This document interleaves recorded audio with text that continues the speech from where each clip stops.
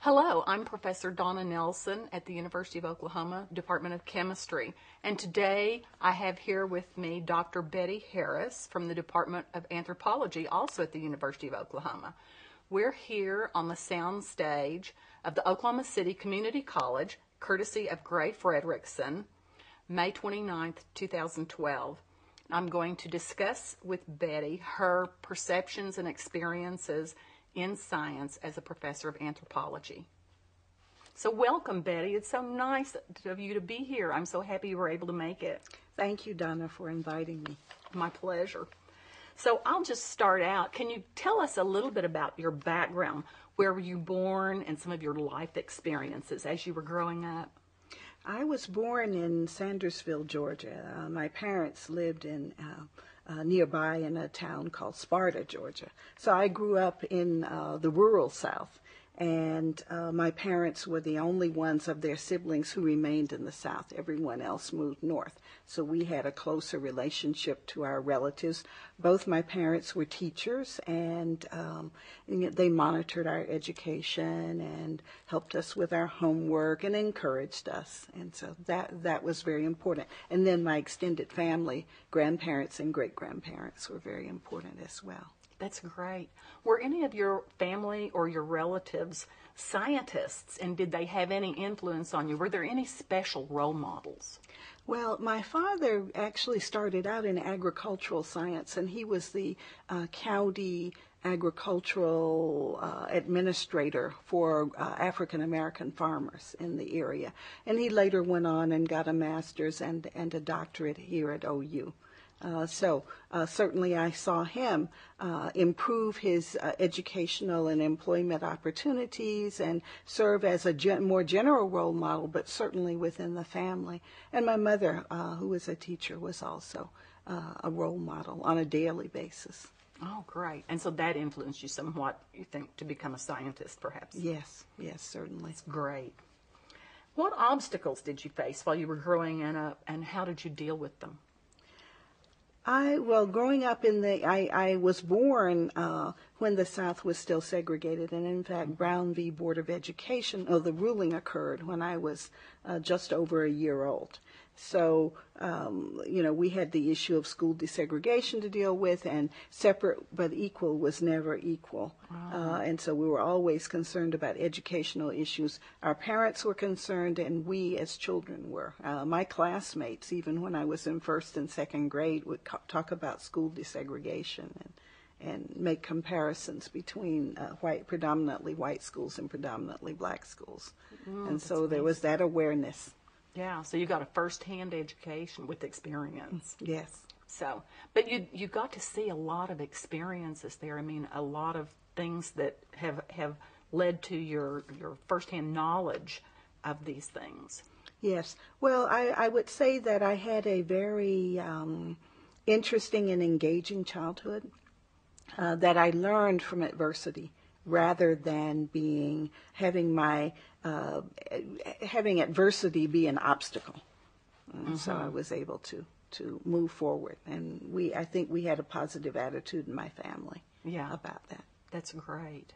I can remember as a child growing up seeing some of these things on television at that time and being struck by the fact that it was real and not just some sort of a fictional story, and thinking, wow, if I drove there right now, I would be seeing those things actually happening. So looking back, it's an exciting time. Mm-hmm. And so it must have been nice you now can look back and think about it and draw from those experiences. Yes. Well, what interested you early in life that led to you becoming a scientist? Well, certainly I like many children growing up during the space age, wanted to be an astronaut and wanted to be a doctor. But I do think that the social upheaval during the civil rights era made me focus more on being a social scientist. And I think, the relationship between science and social science are very important. Uh-huh. And I made that transition to doing social sciences. And I think that the social environment is very important in buttressing science and helping it to go in a direction that improves the status of humanity in general. Yeah, that's true. Anthropology is one of those sciences that can go both ways. Yes. Yeah, very interesting. Yeah. Well, describe your pre-university educational experiences, and did you receive much encouragement at that time? I would say certainly from my parents, because we always knew that we would go to college. And I know that there were children around who didn't have those high expectations. So we were going to college, and we had to do well in school, and we had to do our homework, and we were monitored very carefully. We were normal kids. We did a variety of things, but that was certainly an expectation for us. So I would say that our teachers also were very serious and wanted to make sure that we did well. And there was a lot of communication between parents and teachers, and it wasn't of a hostile sort. They were working together to make sure that the best outcome possible occurred. Great. Were there particular obstacles to your education that you faced? Well, I do think that in our schools, science education wasn't as strong because the schools were not supported financially as well. And that's something we have to consider now because states, southern states, southwestern states have the issue of training enough scientists to fill different positions that will be emerging in the next few years. Yes. So we've got to think about science education, making sure the teachers have enough background, and that there's funding for labs, adequate funding for labs. Absolutely. And drawing from all segments of society also. Yes, definitely. Very important. Well, where did you go to college, and how did you choose that particular school? I went to college at Brandeis University in Massachusetts. I decided that I didn't want to stay in the South to go to college, that I'd lived there for 18 years. I'd like to have other experiences. And most of my relatives, as I indicated, moved to the Northeast and the Midwest. And I had three great aunts living in the Boston area. Oh. And so I went to visit them often while I was in college. So I had the experience of being in the Northeast, interacting with students from around the country, and I think that was a very stimulating experience. We learn from students too. We don't just learn from professors. So the classroom was a very good provided a very good learning experience, but interacting with students from such a variety of backgrounds was very important. And I didn't feel the barriers that I had felt in the Deep South, as it was desegregating. So had the opportunity to just interact with a lot of people, go home with them for the shorter holidays. That's great. Things like that. So you really enjoyed it? Very much. Very stimulating experience. That's terrific. So your major was anthropology, and what influenced you to choose anthropology? Well, when I was in high school, I took a world history course, required world history course, that dealt with the various civilizations that emerged around the world. And so I became quite interested in archaeology. So that was the hook that drew me into the anthropology major. And certainly my choice of college, the college had to have an anthropology major in order for me to go there. So I did archaeology, some digging in the Southeast, even in my home county. We had moved to Alabama by then. I dug at a site called Atasi, which was a Mississippian site. Oh. And then I also dug at a Seventh-day Adventist site in Massachusetts, a housing site, a 19th century site. And so I had an opportunity to deal with prehistoric and historic archaeology. However, as I progressed through my undergraduate career, I decided that, having been a shy person, that I had overcome that, and that I'd rather be a cultural anthropologist. Oh. And so I made that transition when I went to graduate school.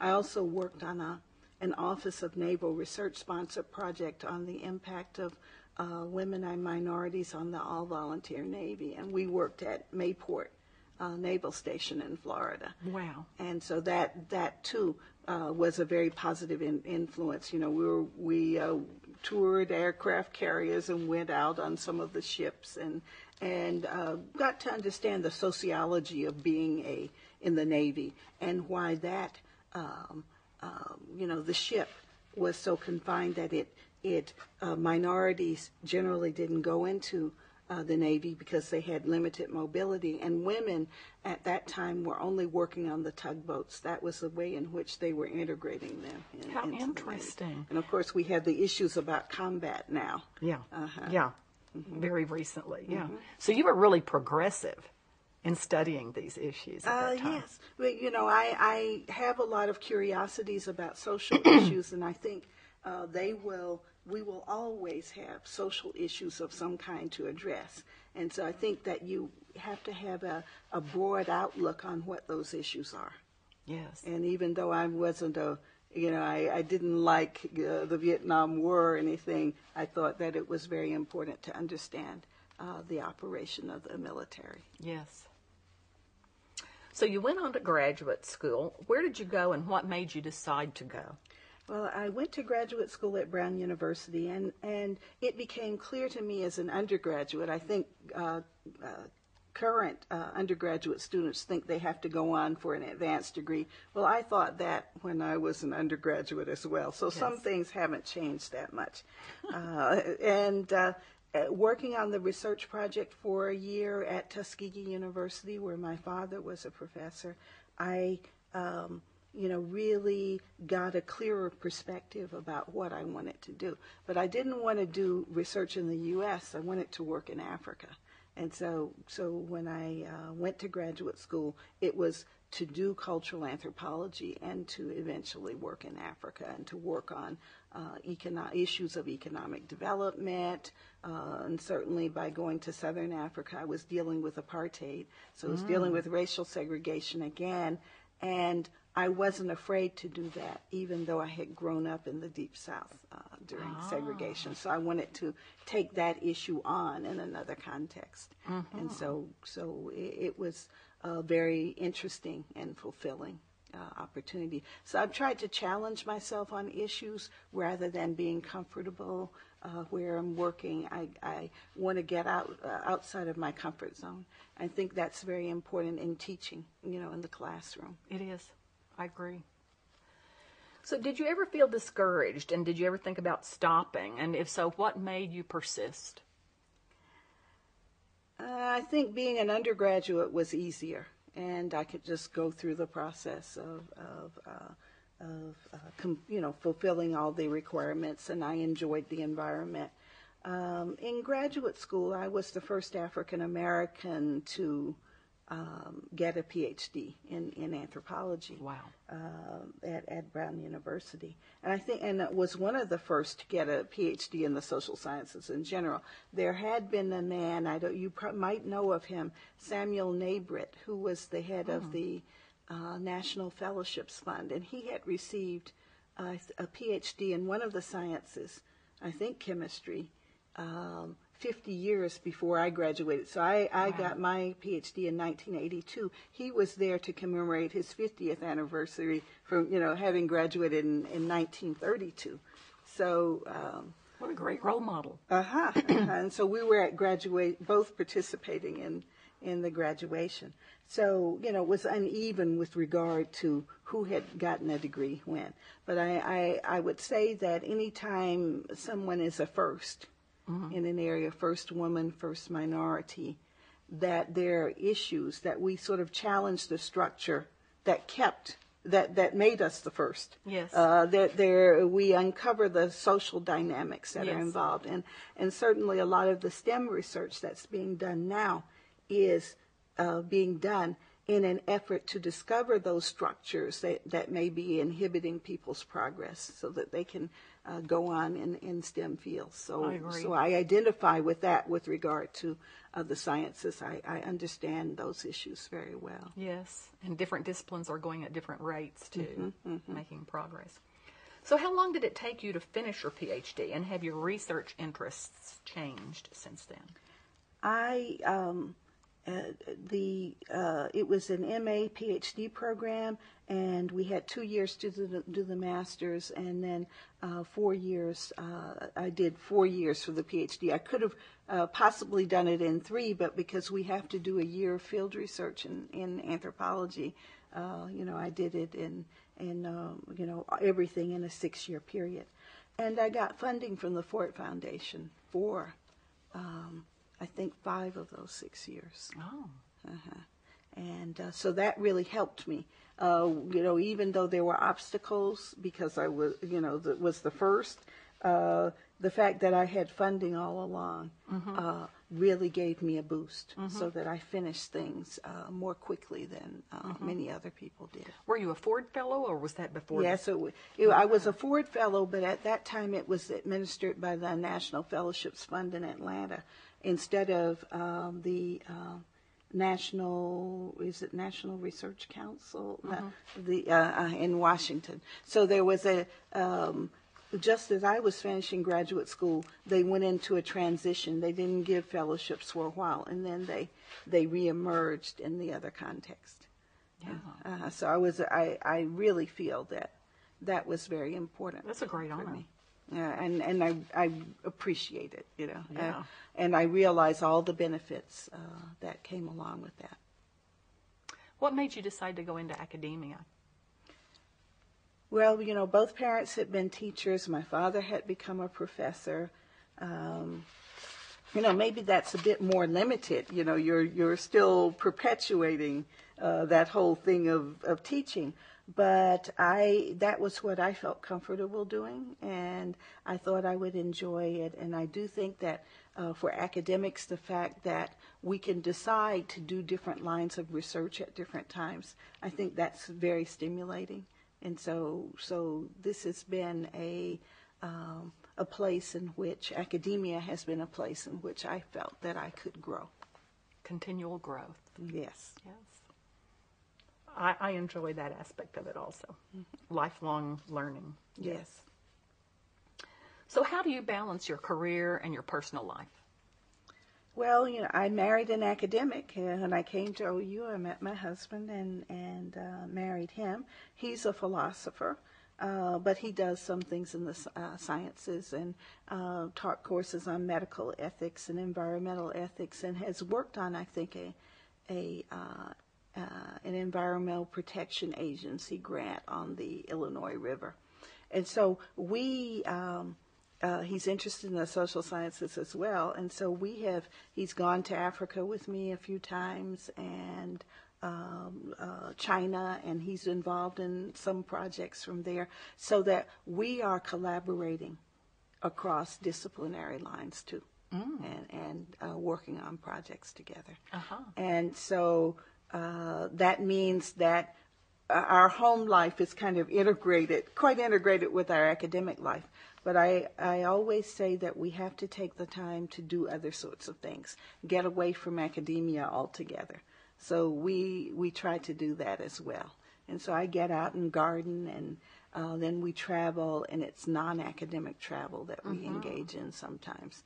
But that balance is important. And I think with academia, because we can explore so many different areas, that we often don't have boundaries on those areas. And I think we have to place some boundaries there and then come back refreshed and work on new projects or reinvigorate our older projects. So what are some of the things that you generally do in a day, and what are your responsibilities? Okay. Certainly, I was Women's Studies Director for many years, and I did administration along with teaching, research, and mentoring of students. So now I do more teaching, research, mentoring, being involved in service of various kinds within the university and outside. And so I'm constantly juggling those sorts of things. And I do think that with my own knowledge and experiences of academia, just as, in the case of you and your experiences, that it's important to mentor students and to give them an understanding of some of the experiences we have had in order to help them, prosper That is a very important commitment, that you don't perform your academic duties in a very perfunctory sort of way. You do it with a commitment that you're helping people explore their own academic interest and their options. And so I, spend quite a bit of time on that. I write letters. I suggest places where people should apply to graduate school.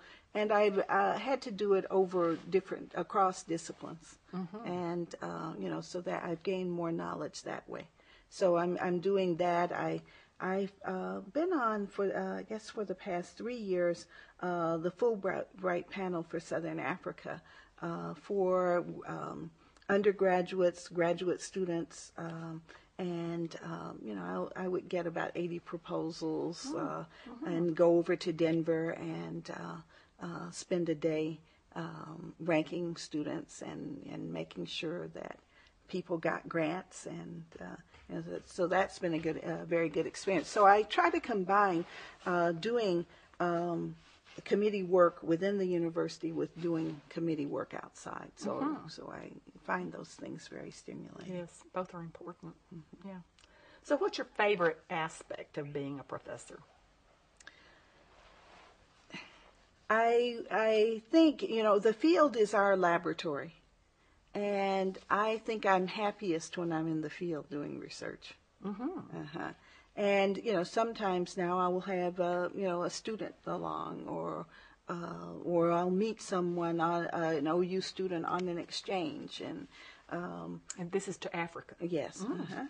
And so that's very important. Being in the field, learning new things, finding different ways, different methodologies to use in approaching issues in the field.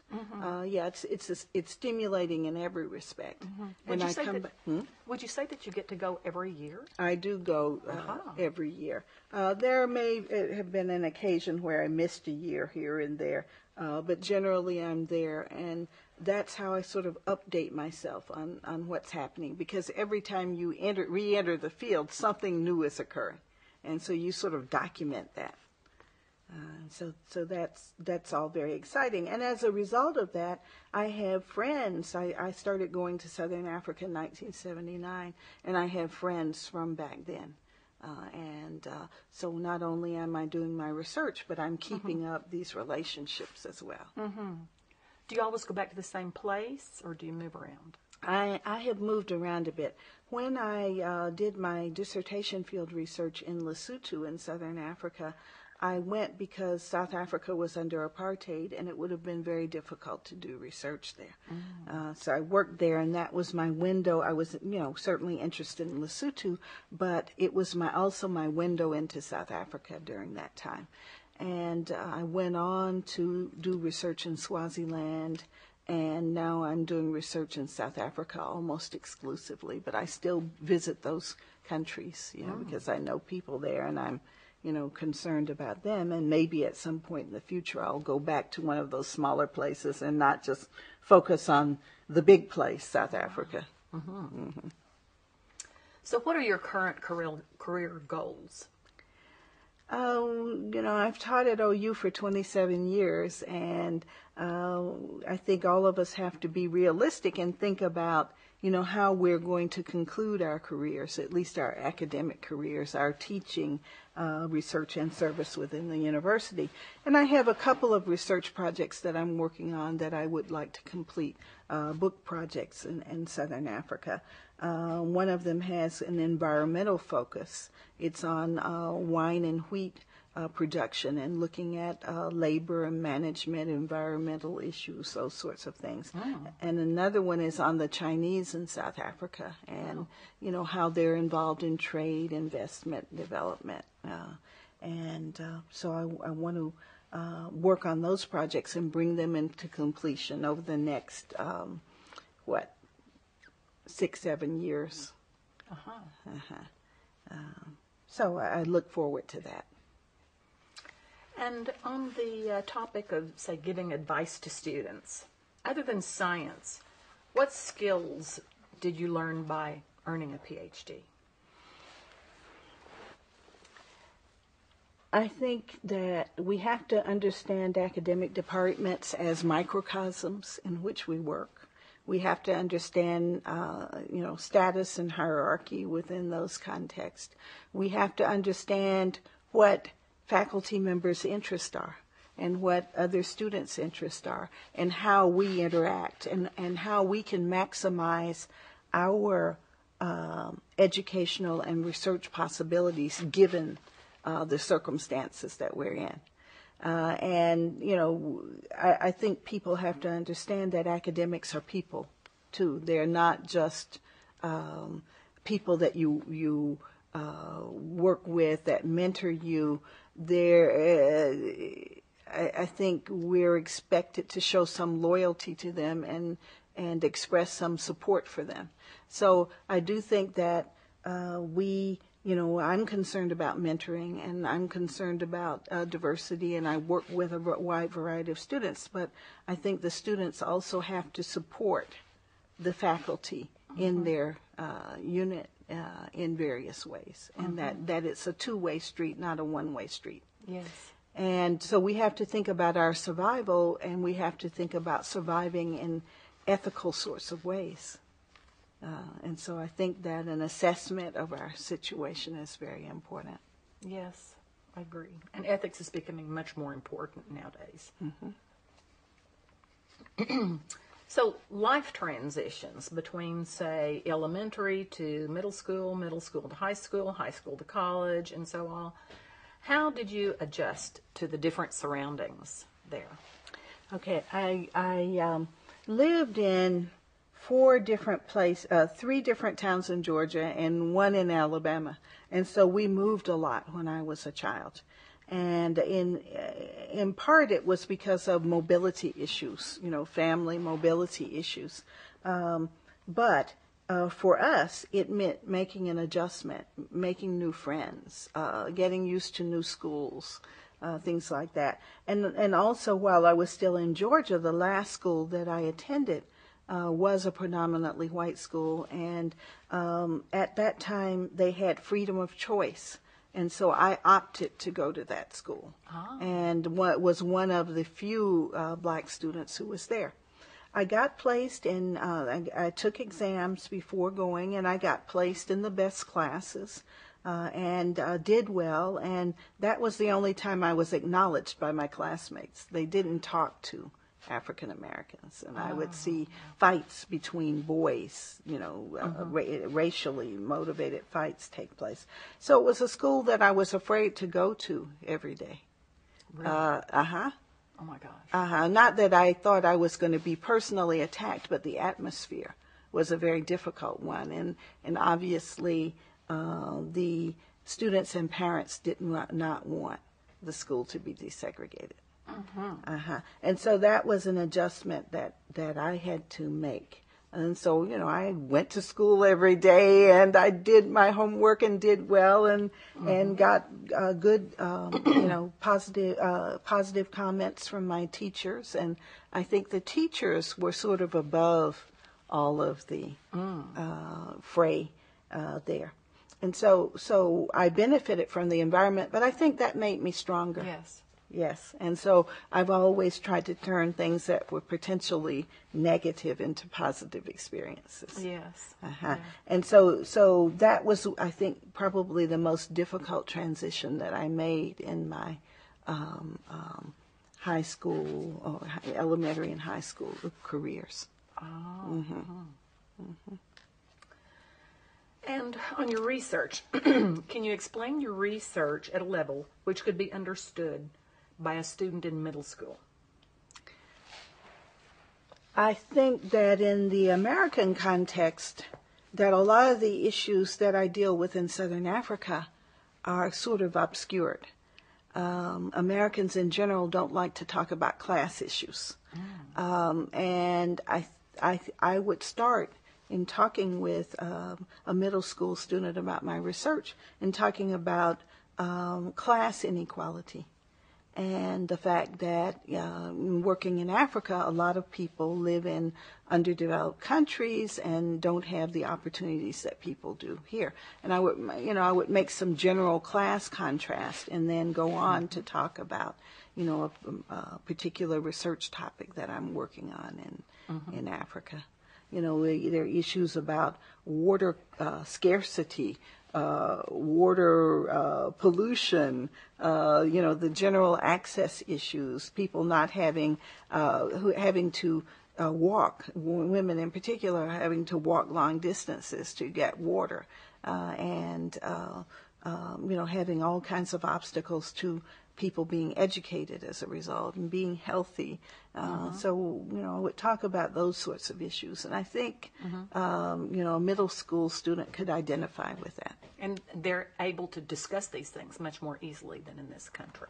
Is that Yeah, they're over there. But I think children here could identify with that a bit more and engage in more general discussion and follow me in talking about the work that I do. So I want to sort of start with them where they are and then go on. And they might have an aunt or an uncle or someone who works outside of the country and they've heard about some of these issues or seen photos. So I try to bring a general understanding of those issues that they might have snatches of from the society in general and then take them to Africa with me. And then, last question. What message would you like to pass on to elementary or middle or high school students? Well, I think that we have to realize our dreams. And I think that young students should be exploring and thinking about what kinds of issues are burning issues for them, issues that they think that they could address in their lives, and then think in terms of careers that they might pursue. And I think this is a gradual process that goes on and on. But we have to understand what our passion is, what we enjoy doing, and ways in which we can do those things. And of course, teachers and counselors and parents are very important in guiding young people along the way. And so I would utilize those opportunities too to find out what other people think about how they can pursue their goals. But they have to be goal-oriented first. Absolutely. Well, thank you so much, Betty. I really appreciate you coming and doing this. It's been such a joy to sit with you, and I'm so grateful that you've taken your time to come with us. Well, thank you so much, Donna. I've admired your work and your advocacy, and I feel that this is a part of that. Thanks.